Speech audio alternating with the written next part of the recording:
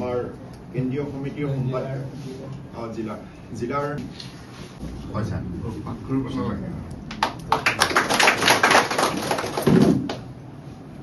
ঠিক আছে মই বহিয়ে কথা কেইটামান কৈ দিম 25 তাৰিখে পতাকা ফুটাব পৰাকে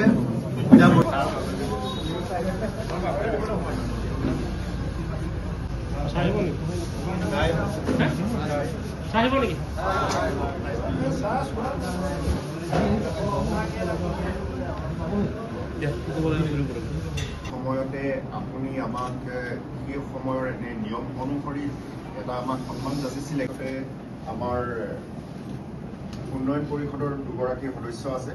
পৱন চুতীয়াদেৱ আছে আৰু অপনা বাইদেউ আছে আৰু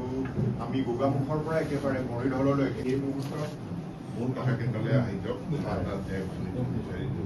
ঠিক আছে তেতিয়াহ'লে মই এই মুহূৰ্তত আমাৰ যুৱ সন্মিলনৰ সভাপতি আছে ত্ৰিদীপ দাস তেখেতে মই অকণমান অনুৰোধ জনাম আমি ইয়াতে একত্ৰিত আৰু সংগঠিত হৈ আপোনাৰ ওচৰলৈ অহাৰ কাৰণটো মানে ব্যক্ত কৰিবলৈ তাৰ আগতে মই আমাৰ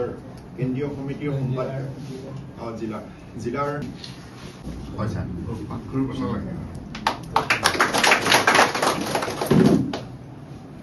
ঠিক আছে মই বহিয়ে কথা কেইটামান কৈ দিম 25 তাৰিখে পতাকা ফুটাব পৰাকে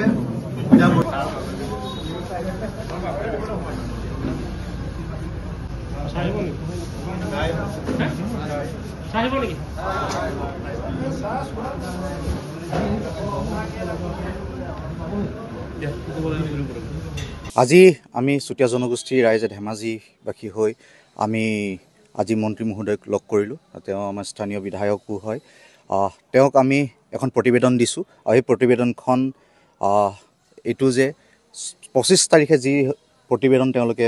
দিব আমি স্মাৰকপত্ৰখন দিছোঁ প্ৰতিবেদন যি দাখিল কৰিব এই প্ৰতিবেদনৰ ওপৰত তেওঁ যাতে হেঁচা প্ৰয়োগ কৰে যে 6 জনগোষ্ঠী জনজাতিকৰণৰ ওপৰত তাকে লৈ পিনে আমি এখন স্মাৰকপত্ৰ আজি দাখিল কৰিছোঁ তেওঁ আমাক আশ্বস্ত কৰিবলৈ চেষ্টা কৰিছে যে তেওঁ কৈছে যে চৰকাৰখনৰ ওপৰত বিশ্বাস ৰাখক আমি কাম কৰি আছোঁ 25 তাৰিখে আপোনালোকে সকলো কথা গম পাব তেওঁলোকে যিহেতু মন্ত্ৰী গোটৰো তেওঁ এজন সদস্য আৰু তেওঁ কৈছে যে প্ৰতিবেদনখন তেওঁলোকে অলৰেডি প্ৰস্তুত কৰিলে তেওঁলোকে খালি 25 তাৰিখে দাখিল কৰিবলৈহে ৰখি আছে তেওঁ কৈছে যে সকলো জাতি জনগোষ্ঠীয়ে ইয়াৰ পৰা উপকৃত হ'ব কিন্তু তেওঁ অকণমান ফালৈ কাটি কথাখিনি আঁতৰি গ'ল মূল বিষয়ৰ পৰা তেওঁ কিন্তু আশ্বস্ত কৰিবলৈ চেষ্টা কৰিছে কিন্তু তেওঁ প্ৰতিশ্ৰুতি দিয়া নাই আৰু ইয়াৰ পৰা আমি এটা কথা কৈছোঁ যে 25 নৱেম্বৰে শেষ সীমা যে 25 নৱেম্বৰ তাৰিখে যদি জনজাতিকৰণ 6 জনগোষ্ঠী জনজাতিকৰণ নহয়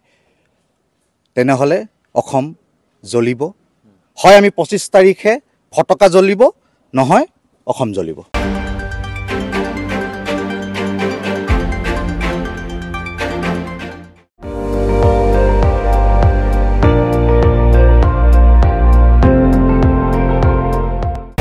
আপুনি চাই আছে ND24 সৰ্বশ্ৰেষ্ঠ নহয় সৰ্বোত্তমৰ দৌৰ